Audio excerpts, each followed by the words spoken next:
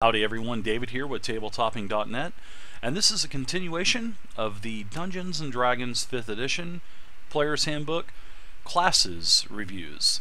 And this video pertains about the one and only Barbarian. So, the Barbarian, as you can see here, has beautiful art in the Player's Handbook. There are 5 pages that go into grave detail about not only sort of like the history of the Barbarian, the lore of the Barbarian, but you can also see that there's a matrix here, what they get every level, and also all of the class features and their primal paths, which there are 2. Now, you're going to say to yourself, well, I have the basic rules and I don't see the Barbarian in there. Well, that's because this is a exclusive Player's Handbook only class, so you have to purchase the Player's Handbook to be able to play this class in your D&D 5e game. So, as you can see, here's the basically the first page and a half or so, details about the Barbarian's history, lore, how they're reckless in battle. You can see that their matrix, the matrix is for levels 1 to 20, and you can see that it basically gives you your proficiency bonuses, all of your rages, which is pretty much the major mechanic of the Barbarian, and then pretty much what they get every single time they level, which is really nice. So it doesn't keep players in the dark or keep them guessing. Now, you'll notice that down here in the corner where you start the class features, this goes to pretty much, this talks about everything that your Barbarian does get. They get the most amount of hit points, which they get a D12 every level. They also get proficiencies. You'll see that they get light armor, medium armor, and shields. They also have their weapon proficiencies, their saving throw proficiencies, which are strength and constitution, and they get to choose from several skills of that list. Now when you turn the page, it's going to go into pretty much your starting equipment. You have several options here, and then it starts talking about all of the mechanics of how the Barbarian class works. And you can see that the major thing here for the Barbarian is rage. And what the rage does is it gives you certain benefits when you take your bonus action to declare going into a rage. Now, you're also going to get other things as well as you level. Starting at level 1, you'll get an unarmed bonus. At 2nd level, you'll get reckless attack. At 2nd level, you will get danger sense. At 3rd level, you'll get your primal path, which we'll talk about in just a minute. Also, from 4th, 8th, 12th, 16th, and 19th level, you're going to get ability score improvements. And what these are is basically it gives you 2 points to put into any stat that you would like, and you can put either 1 point in 2 or 2 points in 1 stat, but you just can't go over 20. And this is pretty much a mechanic for every single class in Dungeons & Dragons 5e. There's also an optional feat system. If your Dungeon Master allows it, you can actually forego taking your ability score improvements and take a feat instead.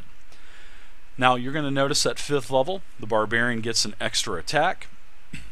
At 5th level, they also get fast movement. At 7th level, they get feral instinct. 9th level, they get brutal critical.